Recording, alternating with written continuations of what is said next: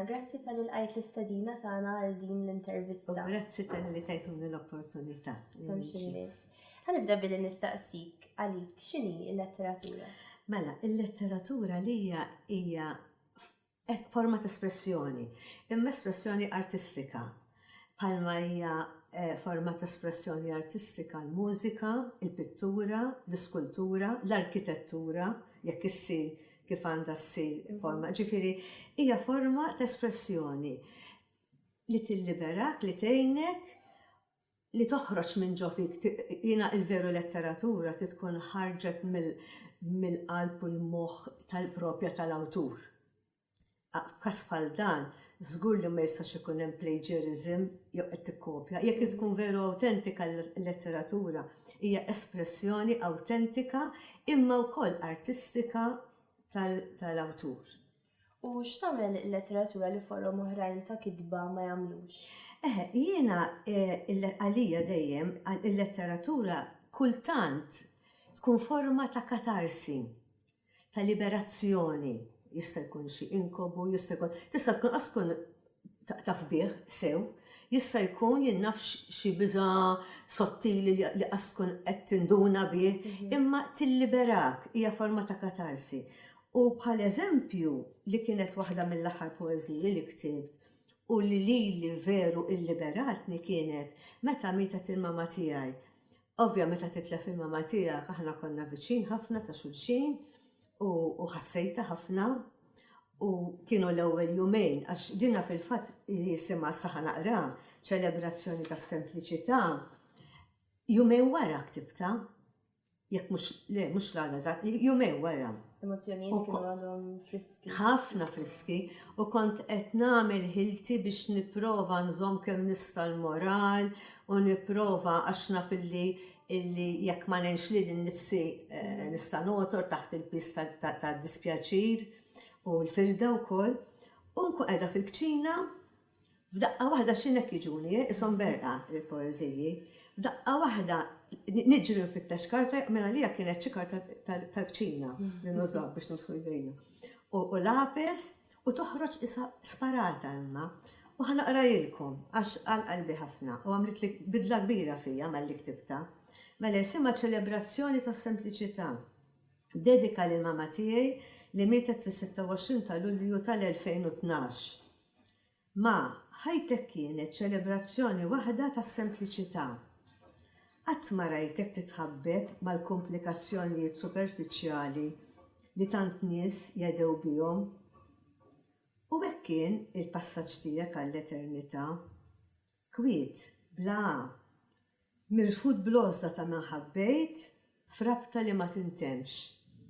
U li dil-poeżija kif ktibta ġabbitni f'paċi miegħi nnifsi. Kienet diveru katarsi kienet, ġifieri jiena ħassejtni isu kelli rid nagħti xi ħaġa l-mama u tajtila, rid nuri apprezzament u rejtula, niftakar kienet saret laqgħa letterarja dik il-ġimgħa ftit wara kienu qrawha, ma kontx attendejt jien imma kienu qrawha, u għalija għenitni nirfet li l-nifsi bil-Malti, ġifieri kienet veru tajnuna kbira għalija. U allura il-letteratura bħala x'tagħmel li forom oħra ta' kitba ma għalija di waħda minnhom. U grazzi tal-li samta magħna wkoll. Iva.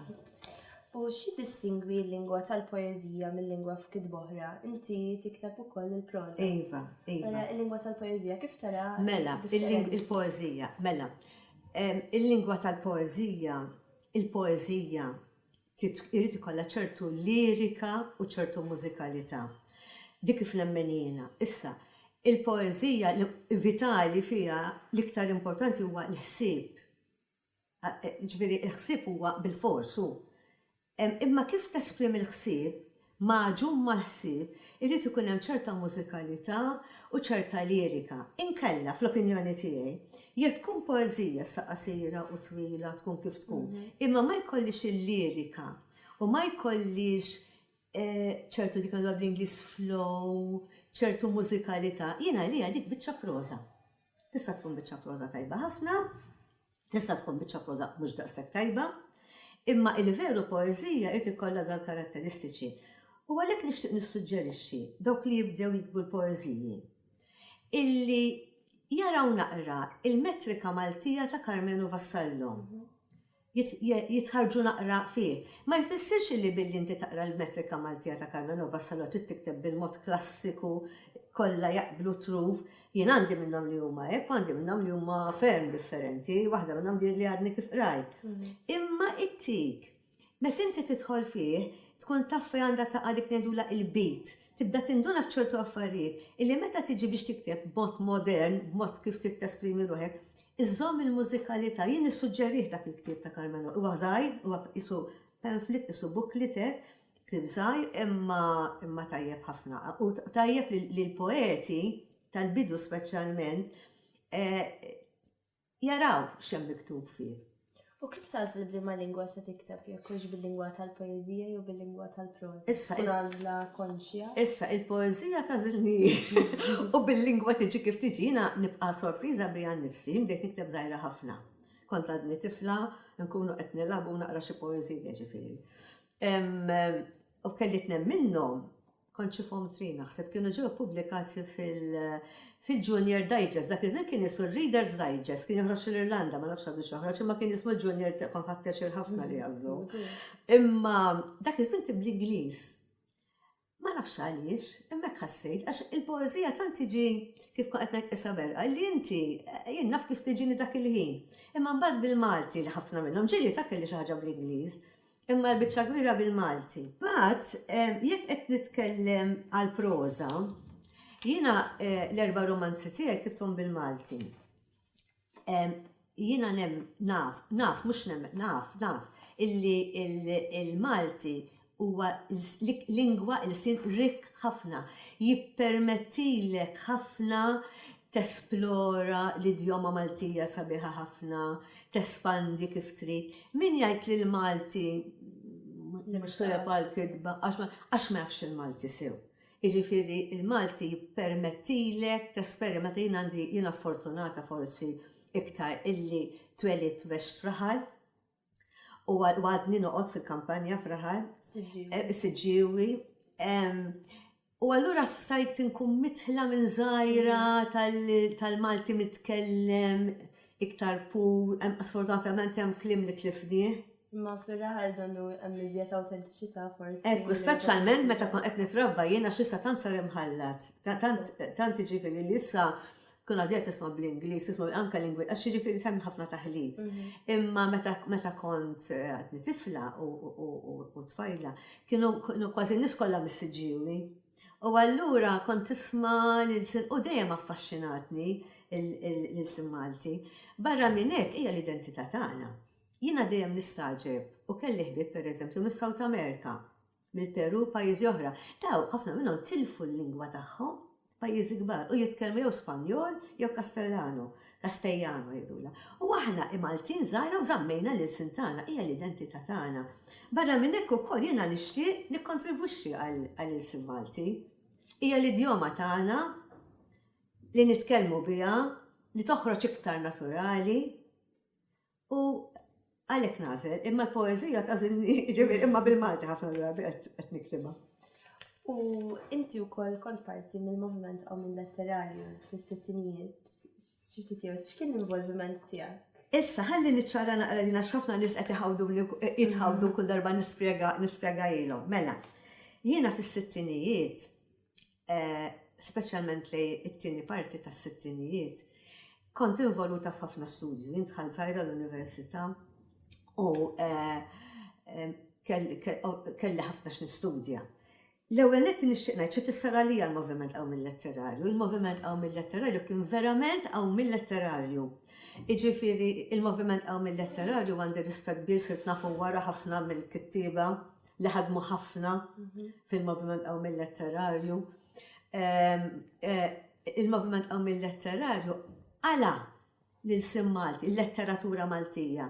Konna għadna naħseb nista' ngħid, konna għadna ma tħall nissew fl-20 seklu. Issa ma ninsewx kien hemm Rożar Briffa, Carmenu Vassallo, mhux inġeneralizza. Imma kien għandna ħafna x'isir. U propju il-moviment qawm mill-letterarju tefa' l-letteratura tassew fl-ambjent dinju fl-20 seklu. Sfortunatament, jien ma tantx kelli involviment fih imħabba l-istudju. Jiena nsertajt. Għax hawn ħafna nies ix-xogħol tagħhom abbinat mal-letteratura l-ura jkunu jiktbu u ma jew jgħalmu il-Malti per eżempju, jew jiktbu bl-Inglis jgħalmu l-Ingliż, jew per eżempju fi traduzzjoni, jiena totalment għalqa differenti. Jiena fix-xjenza, mbagħad speċjalizzajt ħafna fil-ġenetika, mbagħad fil-bioloġija molekulari, bioteknoloġija. U allura hija demanding ħafna, hija x-xjenza ta' impenn kbir. U f'dak il-perjodu ma stajtx ninvolvi ruħi fih. Ħafna nies imħabba l-età tiegħi jaħsbu li jiena nkont involuta ħafna. Niċċara kull darba. Però jiddispjaċini ngħid ma kontx. Imma apprezzajtu ħafna dejjem. Imma kellek biberi konnessjonijiet mal-kittiba ta' dawk iż-żminijiet żgur. Speċjalment wara fis-sebgħinijiet, fil-bidu tas-sebgħinijiet, sirt mitħla ħafna mbagħad għax imbagħad jiena bdejt niktab għamilt perjodu kont ħadt l-ewwel lawrja u għamilt perjodu nagħllem xjenza ovvja. Imma kien ikolli naqra iktar ħin niddedika, mbagħad għalhekk inħareġ iktib il-moħbija. U bat sirt nafhom kważi kollha ġifieri u napprezza ħafna xogħolhom. U għalhekk titqis ukoll parti minn dik il-ġenerazzjoni għaliex kont mitħla tagħhom u kont tiktab dak iż-żmien ukoll, allura. Però ma stajtx nagħti biex inkun onesta, ma stajtx nagħti is-semni ta' huma li propju għalaw il-letteratura minn epoka u tafawha fl-20 seklu sew. U skellimna fuq il-poezija u l-proza. Ġiri konsidrajt li tiktab ġeneru ieħor, teatru per eżempju? Jiena l-iktar li nikteb u nixtieq għandi ċansu issa dejjem nisperjek għallajtini l-għajnuna u s-saħħa nixtieq issa niddedik iktar ħin meta nirtira l-letteratura f'qalbi qiegħda tal-ġifieri. Il-poeżija tiġi dik m'għandix kontroll u dik tibqa' għaddejja. Imma l-proża tant hija tampen għax inti qed tikteb romanz. Inti r-romanz trid il-karattru biex ikun autentiku bħal maħnaħna, tittara kif se jinbidel, kif se jirreaġixxi mal-ambjent. L-ambjent mhux biss l-ambjent l-arja u l-ilma li huwa importantissimi u l-natura, imma anke nies oħrajn. Jiġifieri u jkun il-ħin kollu qed jiżviluppu qed jinbidel. Ma tistax inti toħloq karattru tħalli statiku isu xi robot u ma jitċaqlaqx biex irid jiżvolġi bħalma n-nies jinbidlu minn ġurnata l-oħra. U jistgħu jirreaġixxu b'mod differenti f'ambjent u mhux fieħor. U allura irrid impenn kbir u mħabba jiena fil-riċerka imdaħla ħafna sew u riċerka taffaxxinani fi ħafna kreattività. Infatti dik hija l-common factor tal-letteratura li nħobbu x-xjenza, il-kreattività ta' tnejn. Il-kreattività tiżvolġi ruħha b'mod differenti fil-letteratura u fix-xjenza, imma dik edem u dejjem ngħidha u nibqa' ngħidha il-xjentist li mhux artist mhux veru xjentist. Għax inti l-ewwel trid toħlom il-proġett, tikkrea taħseb kif u mbagħad tiżvolġih. Il-metodu differenti. Imma il-fattur komuni hija l-kreattività fit-tnejn. Issa jiena li propja bħala ġeneri li ktibt il-novella toġobni wkoll, dik li bl-Ingliż ngħidulhom short stories. U għandi fil-moħbija biċċiet minnhom huma novelli. U toġobni u titħalli impatt tkun iktar fil-qosor, iktar inqas impenn qawwi għax fil-romanz qawwi ħafna l-impenn irid ikun u kontinu, tkun hemm ċertu kontinutà. Ma jfisix qed tikteb il-ħin kollu ta' imma jien ħanitkellem għalih imma sanħet għandi sija. Ħammu niktab ħankompli biċċa minn romans. Jiena rrid minn l-inqas 4 sigħat għax irid nidħol fejn ħalliet irid nara l-karattri kif qed. U mbagħad tibda trom jivolvu, inti qed tosserva qed tarhom jivolvu. Ma tiżgħux li tista' taqbdu għal ftit u. Le, ma jistax għandi sija ħammu niktab naqra malajr mhux hekk jiena għalija. L-iktar li ktib bħala letteratura qed ngħid. Il-poeżija, il-novelli u l-romanz. U nixtieq għandi ħsibiet, nixtieq niktab aktar anke novelli. Dak fihom stili ġoħroġ ċertu impatt u ċertu imma fihom il-valur tagħhom sabiħ ħafna. Il-bqija sissa seb, teatru sissa qatt ma. U titħajjar? Sissa ma ġitnix il-ħajra. Issa taf tiġini l-qoddim, anke tkun qed titkellem ma' persuna jew jiġik xi ħsieb li kif tista' tiżvolġih fuq palk, jew hekk, imma s'issa le. Però interessani ħafna, ma jfissirx li ma napprezzax, it-teatru nħobbu. Rena, taqra lna silta mill-romanzi tiegħek li kol ta' nisa l-wieħed. Bil-qalb kollha. L-artist li nada għażlet biex titgħallem il-pittura għandu fi ħtieb mhux tas-soltu, ma jimpressjonajx b'wieħed li jtella fix-xogħol u wara l-ewwel żewġ lezzjonijiet beda jisob biha li mxiet fuq il-passi ta' Maris. Anqas biss poġġihom fl-istess grupp. Is-segretarja kienet maqgħad ta' studenti li kienu ilhom li bdew il-kors u lila tafagħha ma' dawk tal-bidu. Kieku mhux għax minħabba Claude u d-diskussjonijiet li kemm il-darba kellha miegħu dwar il-valur tal-perseveranza, kieku ma kienitx tattendi aktar għal-lezzjonijiet ta' tpinġija. Iżda jien ma rridx toħroġ ta' pinnur qudiemu, b'mod speċjali issa li ma kellix il-possibilità li tiġġustifika ruħha miegħu. Kontra qalba ddeċidiet li tkompli l-kors li bdiet u tagħti ċans ieħor lill-għalliem il-ġdid. Fuq kollox kien jimmerita ftit iżjed fiduċja minn għandha. Kienet għadha ma studjatux biżżejjed u ma tafx eżatt xi jsarraf. Bil-mod, mill-lezzjoni għal-oħra, nada bdiet tintebaħ li għalkemm il-pittur qatt ma kiseb il-fama lieh fil-qasam tal-arti, xorta waħda kien għallim tajjeb. Kella ħafna x'titgħallem minn għandu. L-ass mentali li x'aktarx ixekkel l-ispirazzjoni tiegħu ma jnaqqaslux mill-ħeġġa biex jgħallem. Kien jidher ċar li l-artist li ma rnexxilux iwettaq lilu nnifsu ma setax jingħad b'għalliem medjokri. Mhux ta' bxejn bosta studenti kienu jfittxu għat-tagħlim.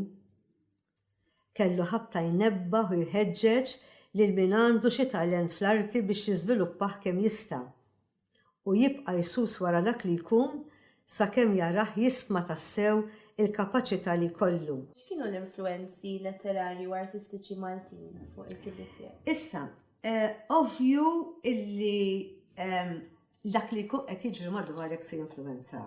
U ovvju li kien hemm kittieba, poeti Maltin u artisti Maltin, issa nagħti eżempju wieħed minnhom, illi anke indirettament ikunu qed jinfluwenzaw.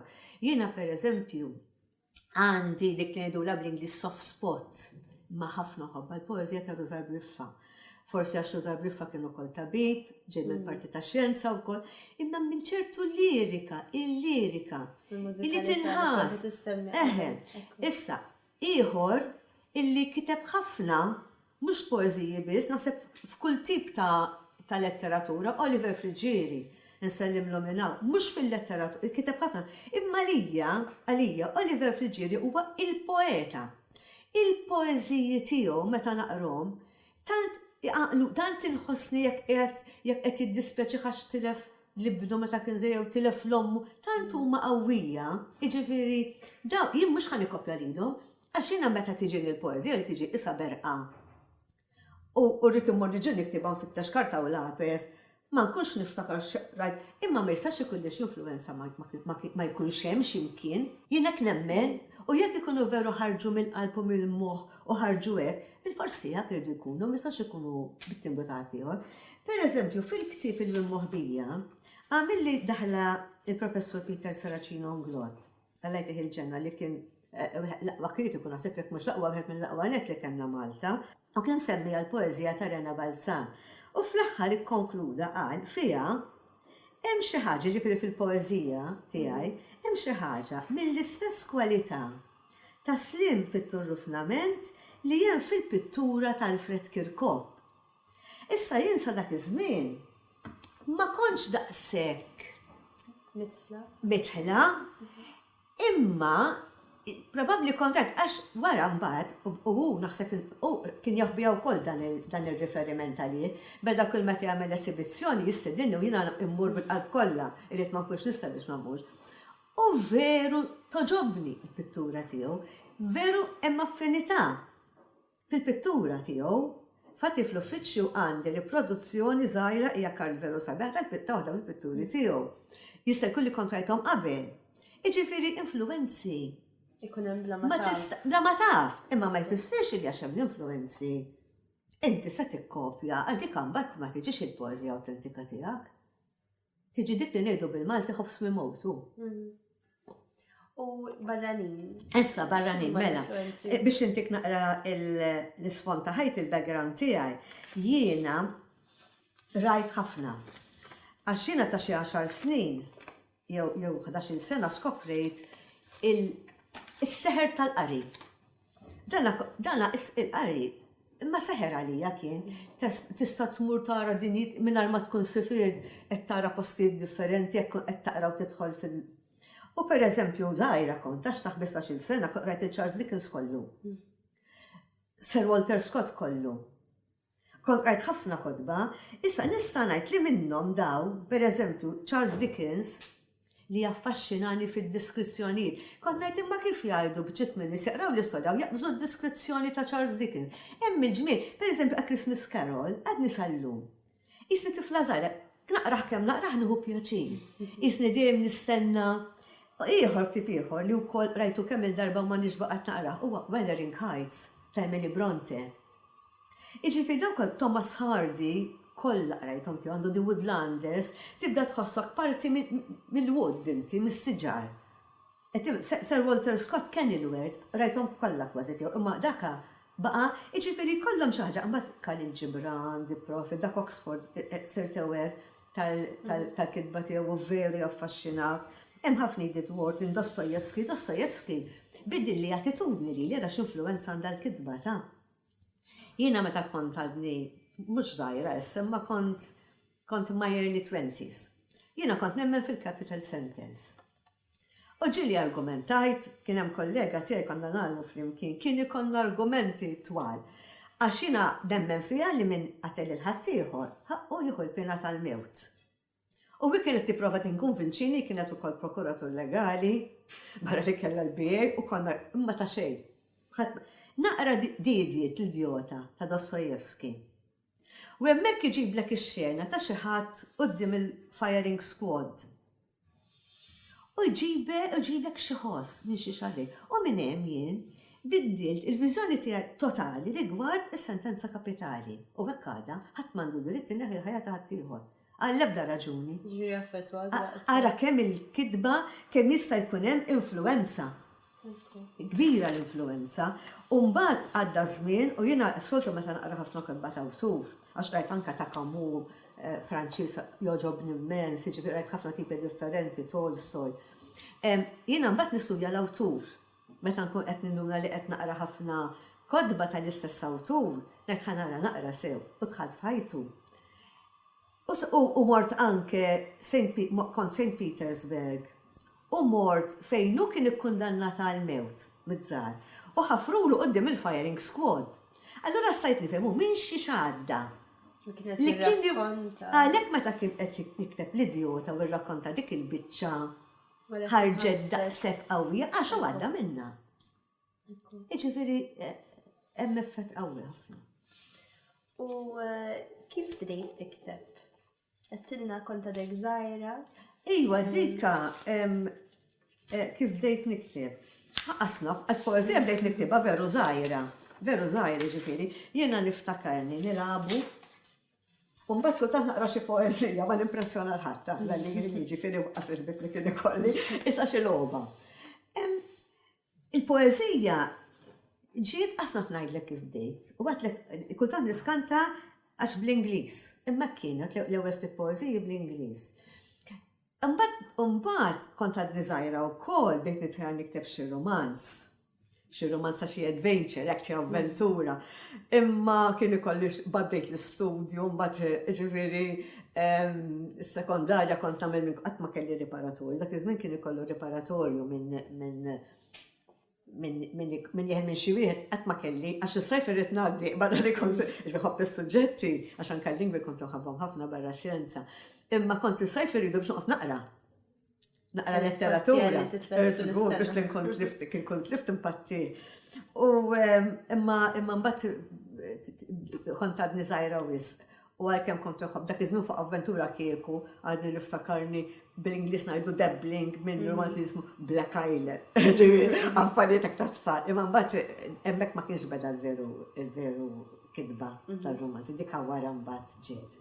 U tiftakar l-ewwel ħaġa li ktib bil-Malti forsi jagħtina li għal-bidu bdejt bl-Ingliż.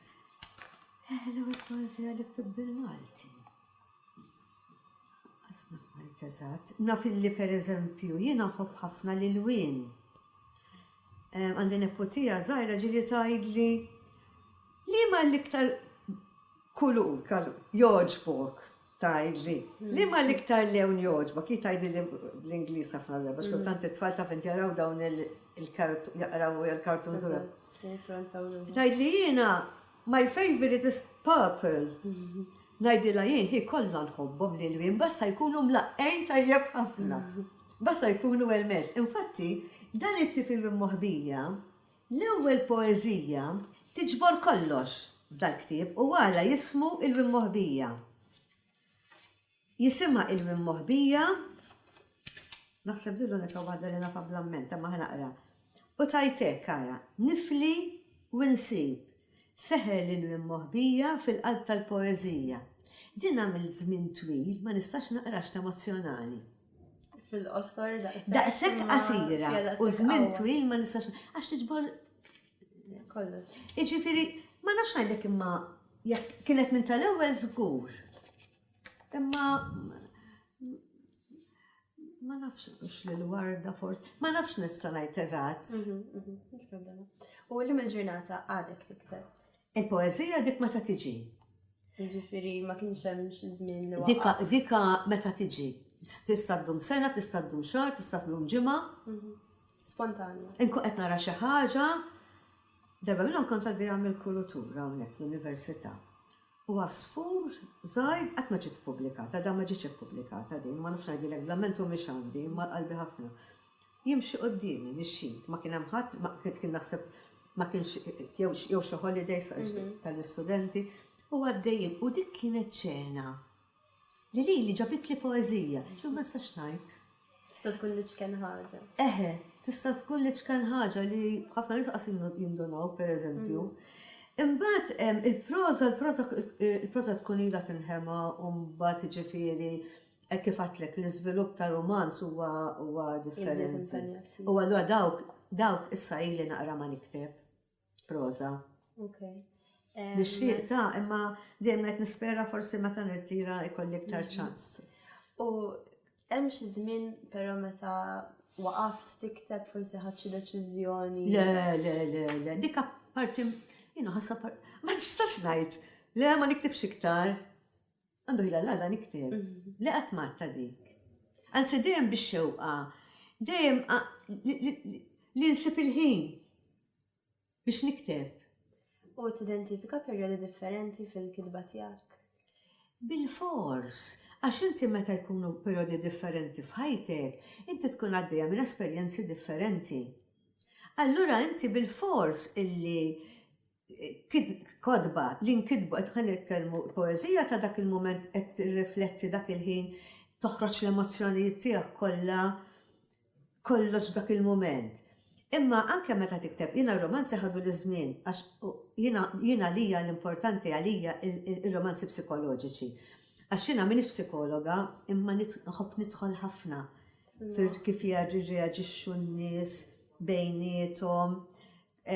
Kultant pereżempju fil-każ ta' Iris, fiż-żifna tal-ibliet li kien tajjeb għalija, imma mbagħad għalbin għalih. Ma kienx ishom double standards, jiġifieri jiena li daw importanti ħafna. U allura ħadu l-żmien bil-fors. U jiena impenjata rrid naħdem ukoll fix-xogħol. Imma mbagħad iktar u iktar meta dħalt sew fir-riċerka mbagħad ma stax tidħol iktar f'impenji għax kienet l-impenn primarju. Imma allura f'epoka differenti inti bil-fors għax inti tkun kbirt. Inti tkun kbirt, inti tkun tallim ċertu affarijiet, inti tkun osservajt ħafna affarijiet, jiena li għandi illi kultant niskanta bija nnifsi.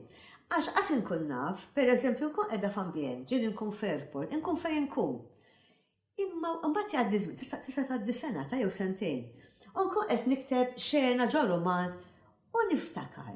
Nibda nara id-dettalji kollha, sal-inqas dettall. Nibda ngħid imma daw imma nafx laqgħet nosserva, jkun hemm ċertu power of observation. U subkonxjament. Bin-nies u li jkun hemm. Illi mhux nagħmel għax irdit noqgħod, imma awtomatikament. U jgħaddi żmien u terġa' tibnija imma eżattismu li niskanta. U allura bil-fors li jinbidlu l-affarijiet ma żmien tkun mixja fih. Ekku. U qed issemmi x-xogħol li forsi żammek milli tiddedika ħin daqskemm xtaqt lill-letteratura. Dan tqisu forsi l-ikbar xkiel li sibtu l-ħajtek? Le, l-ikbar xkiel għalija jien, l-ikbar xkiel kien il-ħin. Għax il-ħin huwa, jien tant nkun nixtieq nagħmel affarijiet, il-ħin limitat.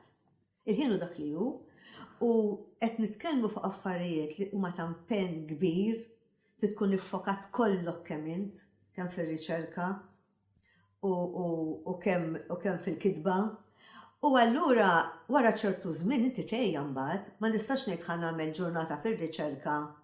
Aħna konna esperimenti twal ħafna, għax il-molekular pereżempju aħna nidħlu ġol nukleu taċ-ċellula, ġol mitokond fil-qalba, fuq il-ġins, l-effetti, fuq id-DNA. Jiġifieri l-impenn huwa enormi meta tkun qed taħdem l-eksperiment. Kien lek fattur wieħed jirvenalek xogħol ta' xi tliet ġimgħat. Ma tistax taffoġġa titlef xejn. U allura ma tistax tgħid, allura il-ħin għalija huwa l-ikbar problema. U ġieli sibt xi xkien biex tippubblika? Ma tantx ta' sibt, ma tantx.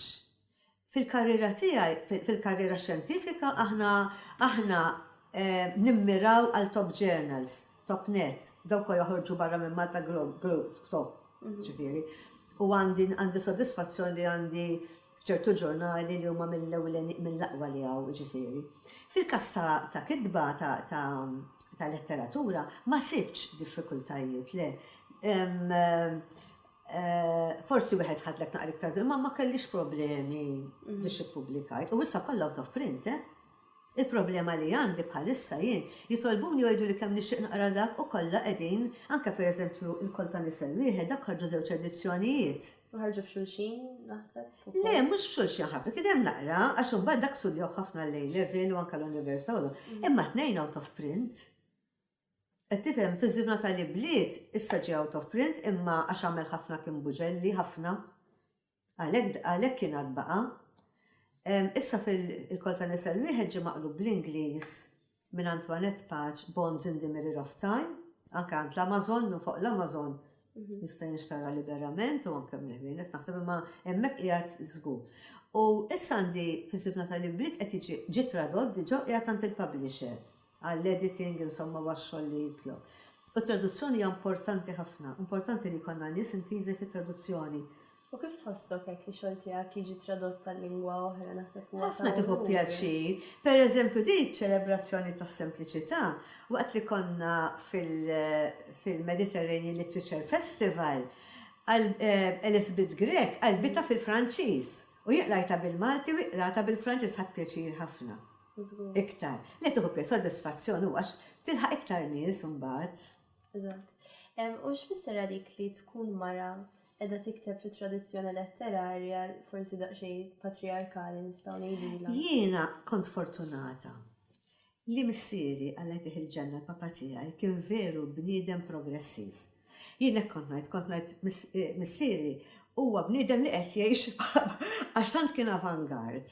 Kont nara isu jipproġetta, isu barra minn żmienu. U lili qatt ma trabbejt b'xi sinjal ta' inferiority complex għax jiena mara. Iġifieri kien dejjem jgħid li bqa' studja kemm trid, li ssibni warajk lest biex ngħinek, iġifieri. Dejjem inkoraġġini anke meta kelli ħafna studju barra u l-mamma tiegħi għas-sejra barra u dak iż-żmien speċjalment l-ewwel darba li sifret fit-tul għalija bħal speċi immu kien jgħidilha għandha xorti qed tkompli tistudja. Iġifieri kien avangard ħafna. Allura meta sibt ruħi jiena kemm fil-kamp letterarju konna ftit nisa, ħafna drabi kont inkun jew ftit. U kemm fil-kamp xjentifiku. Għall-ewwel kont inkun Għatma kelli li ċkan sens ta' inferiorità. Li m'għamlitx bija dik. Anke meta tħalt l-università żgħira ħafna. Hemm forsi l-iktar li tħossok naqra għax tħalt żgħira u mbagħad issib ruħek. Meta tħalt istudja u meta tħalt taħdem? Meta tħalt nistudja, bdejt żgħira nistudja. U allura imma teliba tħossok esek qiegħed foċejan u salva u mbagħad salva f'kull ċirkol. Imma il-fatt li jiena trabbejt fid-dar. Minar sens lebda sens ta' inferiorità għax mara jew għax jiena mara għandi dik ir-rol. Aħna konna jiena u hija. U għax hija u għax u tifel għandu dik ir-rol. U ġili ta' konna dik it-tittamlu għax imma ħna qatt ma trabbejnek. Jiġifieri jien qatt ma kelli dik il-għax rol li rrid bil-fors nagħmel hekk u għax. Allura din ma fetwa. Allura din le, ma kienx problema li assolutament ċej kont nidħol fid-dinja tal-letteratura, tax-xjenza, isni waħda mill-oħrajn xorta. Tajjeb. U kellek problemi biċ-ċensura? Issa, biċ-ċensura jien qatt ma kelli problemi. Però mbagħad inti temmen fl-autoċensura? Nemmen fl-autoċensura u ħanajdlek l-għala. Jiena il-kelma miktuba taffaxxinani. Il-kelma miktuba tajjeb, miktuba anka fix-xjenza, ta' issa meta nlegħi il-kelma miktuba, issa kemm fil-letteratura kemm fix-xjenza. Tant nieħu gost meta naqra biċċa miktuba sabiħ, miktuba tajjeb, illi għandu ħila naqra xi 4 darbit. Għax il-kelma miktuba hija xi ħaġa li lili tolqotni ħafna. Issa, għalija jien, il-kelma miktuba għandha qawwa daqs, mhux inqas daqs, l-enerġija nukleari. Daqs l-inġinerija ġenetika, qed insemmi, qed immur fil-punti fejn dawn, tant għandhom enerġija li Alla ħares tintuża kontra d-bniedem. Għaliex l-enerġija nukleari nafu kemm qegħdin isiru sforzi bħalissa biex irrażnu l-enerġija nukleari. Issa l-enerġija nukleari jekk tintuża tajjeb għandha potenzjal qawwi ħafna, imma sfortunatament jekk tiġi fidel l-imġienen u tintuża l-ħażin għandha potenzjal daqshekk ieħor qawwi. L-istess inġinerija ġenetika. U tantu qawwi li mhux biss daw qed ngħid qawwijin għax mhux biss fil-ġenerazzjoni tissa se jinħass l-effett, imma anke ġenerazzjonijiet li ġejjin. Kemm l-enerġija nukleari u kemm pereżempju l-inġinerija ġenetika jekk issir tibdil fil-ġin u se jintiret u se joħroq il-ħażin dan nasib jintiret. Issa jien għamilt ħafna inġinerija ġenetika u qiegħda fiha u hija għandha potential veru għat-tajjeb. Imma tintuża ħażin u l-kelma l-istess. Il-kelma mitkellma wkoll, inti tista' toqtol bniedem bil-kelma. Aħseb ara l-kelma miktuba. Il-kelma miktuba, il-qawwa tagħha u jien għatlek ta' Dostojevski ġarali kif bidlet l-fema fuq sentenza kapitali, issa seta' tinktib dawari l-oppost.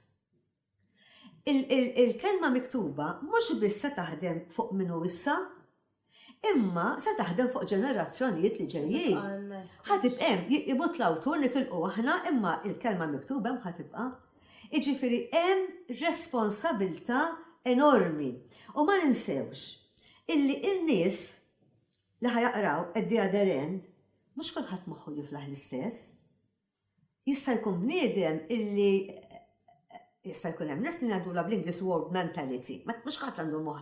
U jista' bniedem jaqra jien naf tagħmel xi ħaġa biex inti tolqot u tintoġob għax hawn anke trendek pereżempju li tkun oxxem, pastas, biex jista' bniedem jaqra imma jissieħor jaffettwaħ mod ieħor.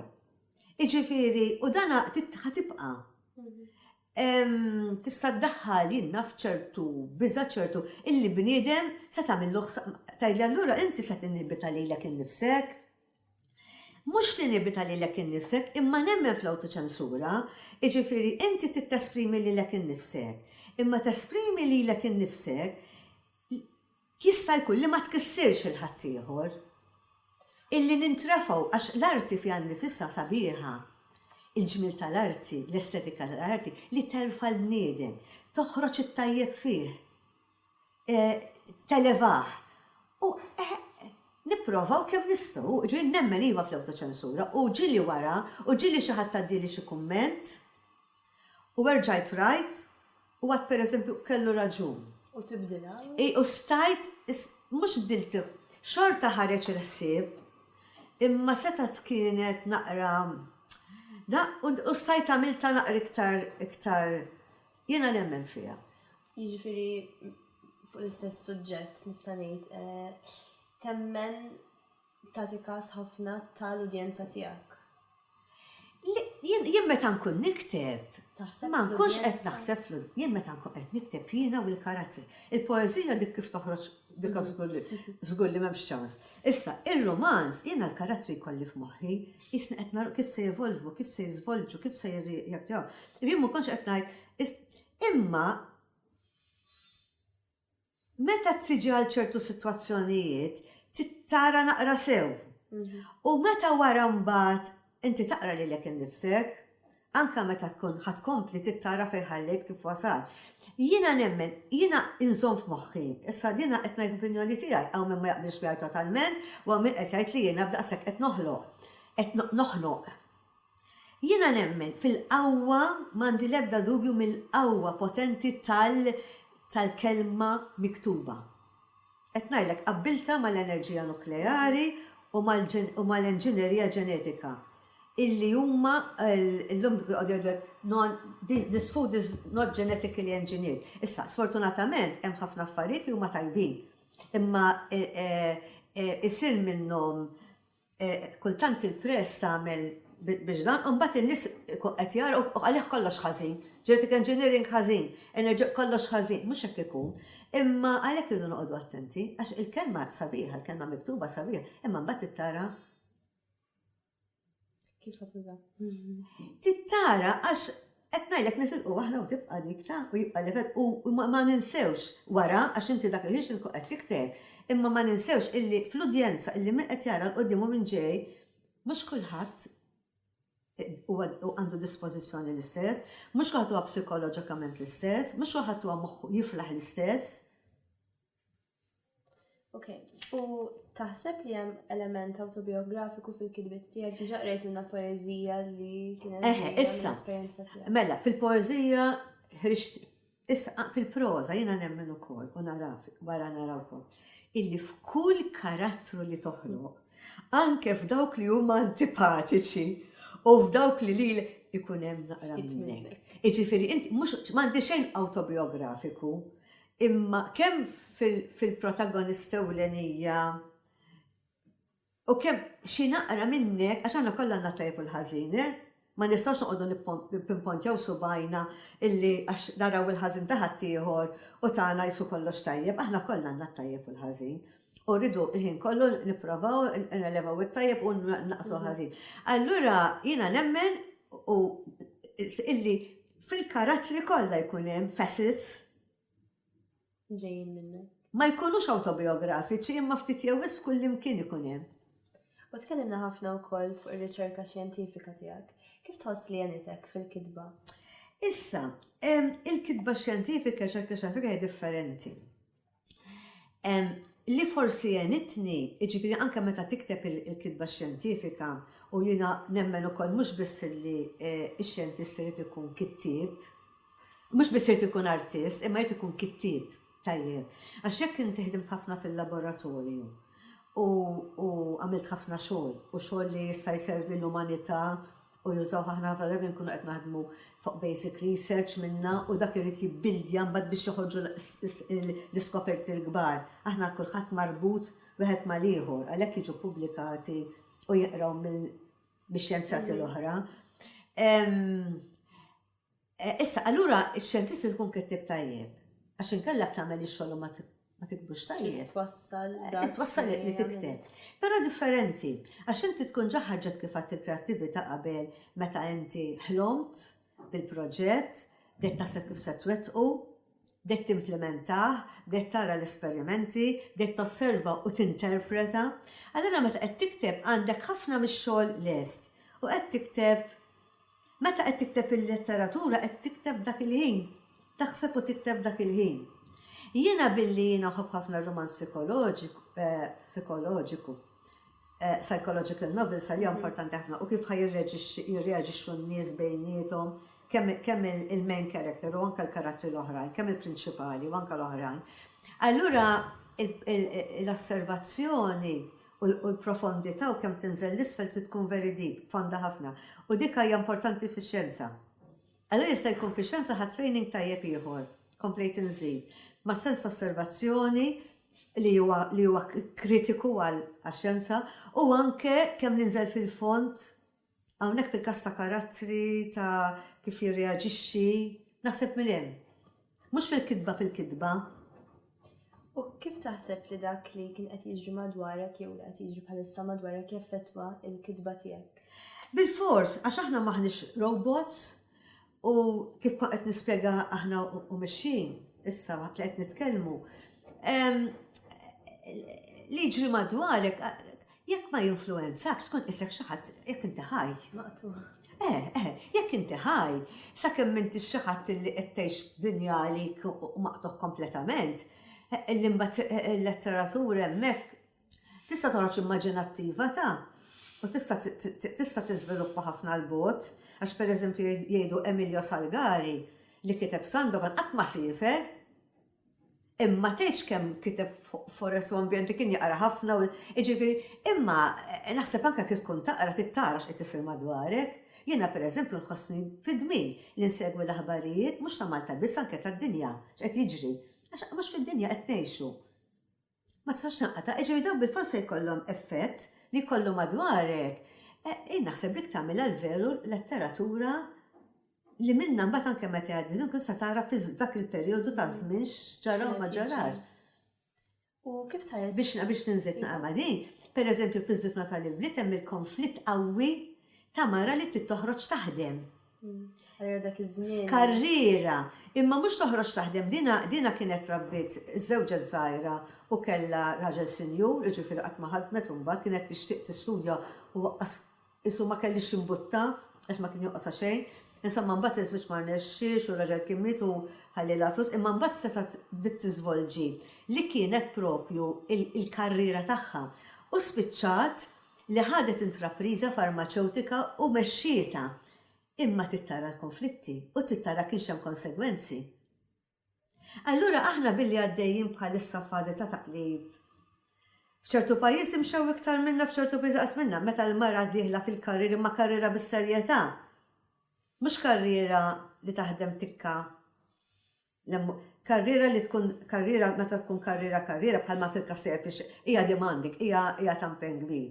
U allura biex tlaqqa jiena li għal-familja importanti ħafna, it-trobbija tal-olid vitali, il-kontribut li jiena tem huwa kbir, immens, u jiena lekk għamilt id-deċiżjonijiet tiegħi għaliex kelli affarijiet illi tant kollha demanding il-letteratura, xjenza, u mbagħad ikollok familja allura kelli nieħu ċertu deċiżjonijiet. Imma dawn ma' konflitti attwali. Issa inti ma tistax tkun qed tgħix f'epoka jew tingħalaq għalik. Li jiġri madwar bil-forsi li jaffettwa. U kif tħares li n-iżvilupp li seħħ fil-qasam tal-letteratura Maltija minn meta bdejt tikteb inti? Mela, l-iżvilupp sar kbir ħafna. L-ewwel nett issa tuħbeċi tara ħafna nisa u nisa li jikbu veru tajjeb. Jiġifieri sar żvilupp f'kull qasam. Bħal kull tip ta' żvilupp, hemm il-punt pożittiv u hemm il-punt negattiv. Hemm il-punt pożittiv illi għandna letteratura li tħabbata ma' letteraturi ewlenin, mhux biss fl-Ewropa, manka fid-dinja, aħna kollox fuq kollox mhux aħna biss ċittadini ta' Malta, dik l-ewwel ċittadini ta' Malta, u ċittadini tal-Ewropa, Ewropej, imma ċittadini tad-dinja. Dan hekk tiġi xi ħaġa kbira l-Amerika ħadd affettwana aktarx, jew pajjiż ieħor, jiġifieri. Allura il-letteratura daħlet fil-qasam issa qed ngħixu issa. Dik hemm ħafna pożittività u hemm ħafna letteratura tajba nieħu pjaċir naqrahom. Kultant hemm naqra żvilupp negattiv u dana mhux Malta biss, anke fid-dinja hemm żvilupp naqra negattiv. Jien naf pereżempju ċertu kidba illi jkun fih element artistiku, imma mbagħad nerġa' nirrepeti, tkun mimli oxxenitajiet, kliem li jried biex isu jekk tikteb hekk, isu iktar se janqara, jista' iktar janqara għax jagħmel impatt u dak il-ħin jinqar iktar. Imma li fil-fatt meta tasar ir-relevanza, il-qawwa tal-istorja. Aħna rajna stejjer kbar enormi, kitbit kbar, ma kienx fihom, u xorta kienu kitbit kbar enormi. Xorta għandhom jgħan ngħidlek Wuthering Heights Emily Bronte, tanta li ju qawwi, illi naqraħ kemm naqraħ qrajtu kemm il-darba, ma nix baqgħet, issa qed naqraħ l-ewwel darba, għax dejjem qed niskopri fih. Ir-reazzjonijiet qed jiġri. Dejjem ikun hemm xi ħaġa li. Darba minnhom kont sejra konferenza kbira il-Ġappun, Kyoto kienet kbira ħafna. U rajt, kelli vjaġġ twil enormi għax minn awwal Londra mbagħad minn Londra għal Osaka 14 sija over the North Pole. U mnalla kienu, għax qatt noqraw u snimu nixin, li l-qrajt, Wuthering Heights ħadd miegħi, kont qrajtu iktar minn darba. Iġifieri, meta jkun ktib qawwi m'hemmx għalfejn ikun. Allura nibża illi mixi il-qoddim fil-pożittiv u saret qabża kbira fil-pożittiv, hemm ukoll tendenzi negattivi illi kultant niġġustifikawhom għax huma parti mill-arti u għax huma hekk, għax huma hekk, għandi d-dubji tiegħi. U lil mill-letteratura il-Malta li ngħixu fiha llum kif tara nbidlet? Issa il-Malta li ngħixu fiha llum ħafna nbidlet. Inbidlet u tħallna issa fi żmienna sew u jiena niftakarni meta kont insifer għall-ewwel fuq studju windum barra, pereżempju ngħidu aħna kun ili 8 xhur qed estex ma niġix Malta.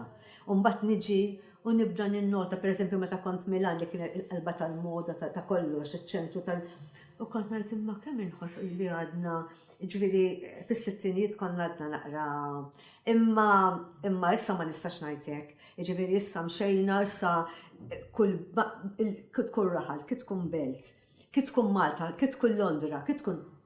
Ftit ilu kont nix Oxford Street u mort nara l-Wallis Collection u jien kont noqgħod on the Strand u għad ħanimxija minn Oxford Street. Sa kemm immur lura, kienu pjaċir nimxi. U bdejt nara ħwiles kollha li għandna Malta. Bdejt ngħidha kollha għandna Malta, deħħi xi wieħed, kull brand. Issa jien qed nitkellem hekk, imma biex nuri kemm imxejna l-qudiem. Issa, imxejna l-qudiem ukoll anke fit-teknoloġija ħafna. Issa jien hawnhekk irrid niftihom tajjeb. Għax jiena t-teknoloġija nħobba ħafna.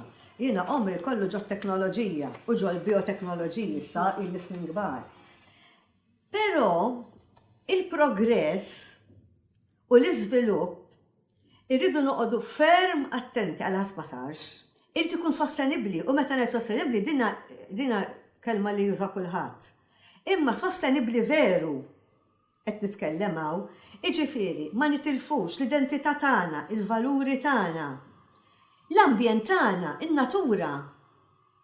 Għaliex jekk aħna nagħmlu progress qawwi u għal ħares ma jsirx progress u qed ngħidlek it-teknoloġija nħobba jien u armata ħobba t-teknoloġija, imma ma nistgħux irid noqgħod attenti mhux spejjeż ta' dak li huwa in-nifs tagħna ta' ħajjitna. Infatti ħanaqra poeżija tippermettuli u ħanispjega naqra x'naqra tqila din. Jisimha bejn ħaltejn u għandha dak li jgħidulu subtitle. Ima lejn it-teknoloġija, di veru ħassejta, bimħabba għan-natura, ġifier qed nitkellem hawn qima kbira lejn it-teknoloġija u bimħabba għan-natura. L-ewwel nibda nindirizza it-teknoloġija u isi nara issa mostru u fid-dlam nara issa xi ħaġa ta' teddit u xi ħaġa illi tħammeġ. Imbagħad meta isir labex, meta jiġi d-dawl, u d-dawl fija ġifieri f'moħħi, imbagħad nibda nara li hemm ċertu vantaġġi tnewwel tal-fiżiku s-serħin wiegħed, il-moħħ il-ħajran nisġar għal-riflessjoni, imma x'jiġri n-natura. Għalhekk qiegħda bqima lejn it-teknoloġija bimħabba n-natura u ħanaqra bil-mod kemm nista'. Sħajjiltek f'mostru tistor is-seb tal-qawwa. Battek. Fid-dalma il-lewn mormi tat-teddit ħammeġ kull weda mlisna. Dmuħ in-natura mhux konservattiva saħħaħ li femti imneżza minn xejriet imaġla. Ħarist flabex taħila rajtek tnewwel tal-fiżiku s-serħin wiegħed lil moħħ il-ħajr fin-nisġa għar-riflessjoni. smajtek mill-ġdid, tħakt, ħanżeblaħ femtinejja, wiċċ in-natura sfigurat għajibni. Fis-sikta. Il-bot mill-law mill-ħsejjes, fis-sikta mhux mit-tifsa, ruħi tistrieħ. Fil-waqt li tiġi mbenna minn nifs ħafif u ħlejju ta' seħer in-natura ħiemda. U jinħalli l-moħħ minn kull irbit ta' ħsibijiet foqlija biex ħieles jintreħa fil-ken tal-armonija li timbet qalb is-sikta. Għaliex fis-sikta biss tinħass il-ħlewwa mielsa f'melodija bla ħoss infassla fuq slim li hemm miżruħ u mxettel fil-qalba tal-ħolqien. Jiġifieri l-istorbju huwa forma ta' tniġġis ukoll. U allura mal-mixja l-qoddim fil-progress li huwa importanti u bżonn, il-mixja qoddim fit-teknoloġija li tenna ħafna u li huwa importanti, irridu nżommu dak il-bilanċ illi ma nitilfux l-essenza tan-natura, tal-ħajja. Wara kollox l-ambjent, ħajjitna ma l-ambjent trid. Jekk għandna ambjent ħażin, jien ma nistax inkun f'saħħti, ma nistax inkun tajjeb. Meta ngħid ambjent anke fir-relazzjoni tagħna ma' xulxin jekk jiġri nħolqu ambjent bejnietna diviżorju, ambjent mhux tajjeb, qed inħammġu wkoll l-ambjent mod ieħor. Ukoll se nħossu effett tiegħu. Jiġifieri għalija l-ambjent huwa fit-totalità tiegħu inqisu, mhux biċċiet. U se taqralna xi kitba oħra. Issa, inti kont issuġġerejt li mill-bot mill-qrib u għadinna kont se nsifer fit-tul, fuq studju, fit-tul kont se ndum barra.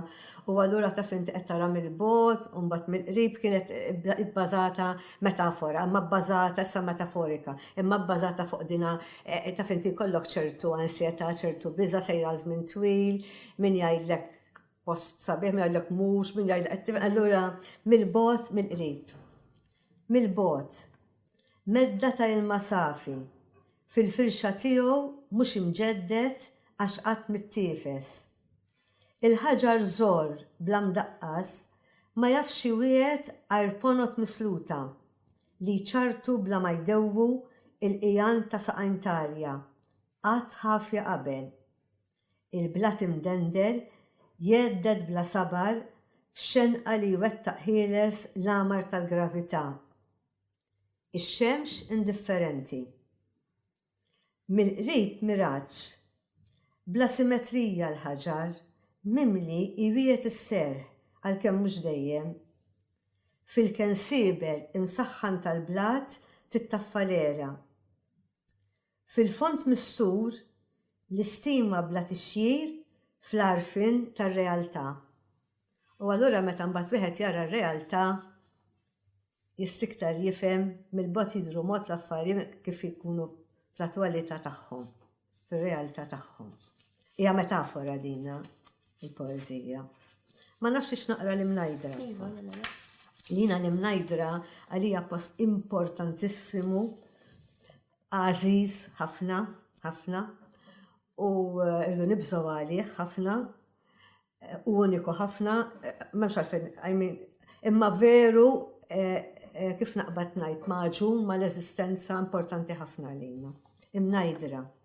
L-ispirti tal-antenati jħufu ma' kulliwja majestuża tal-ġebel għammil u gburi. Bħal donnom ma ridux jarawna flimkien lili u lilek. Għax int indifferenti.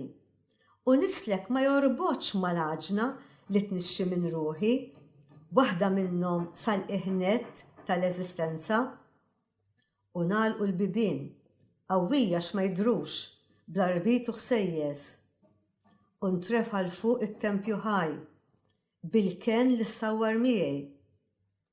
Tgħid postna ma kienx hemm li mill-limiti ta' kull żmien, u forsi ħadd mill-antenati ma rid jixed li qatrana flimkien lili u lilek. Dik hija mnajdra. Idilna ftit fuqha. Din hija naqa personali, jiena l-imnajdra ħadd ħafna nies, u anke meta ġew minn barra, U kienet episodju naqra personali dina. Solitudni. Naf x'inhi s-solitudni. U s-solitudni tiegħi ma diġ beżżani, għax fija nara l-oħran kollha fis-solitudni tagħhom. U l-koll flimkien nibnu katina twila daqs iż-żmien. U jekk irridu daqsu mirfuda fil-ġejjieni, ma kemm isħiħa l-għaqda li torbot bla ma tjassar u tifdi l-ħoloq ħajja midmuma bil-preżent. Issa l-aħħar waħda epitafju, dina kont ktibta u qiegħda miktuba fil-bronz fuq l-irħam tal-qabar tal-familja. Imma fi ftit kliem tispjega l-ħajti, tiġbor kollox fiha. Epitafju. Fis-sempliċità tan-natura sibt Lena. Fil-kumplessità tagħha il-vitalità biex ngħixha. Fik ħalliq il-milja tal-eternità. U veru, Isa. Għaxem il-parti tan-natura fil-komplessità fix-xjenza, fil-bioloġija molekolari nidħol fil-fond ħafna, il-vitalità biex ngħixha u mbagħad l-attitudni tiegħi lejn ħalliq mal-ħalliq. Ekku. U b'dik naslu fit-tmiem l-intervista tagħna. Nirringrazzjak tal-li l-qajt istadina tagħna u samt magħna dawn il-ħsibiet tiegħek fuq il-kitba tiegħek u l-mixja tiegħek tul dawn is-snin tiegħek mal-kitba wkoll. Nirringrazzjak ħafna. Nispera li ma dejjaqtkomx.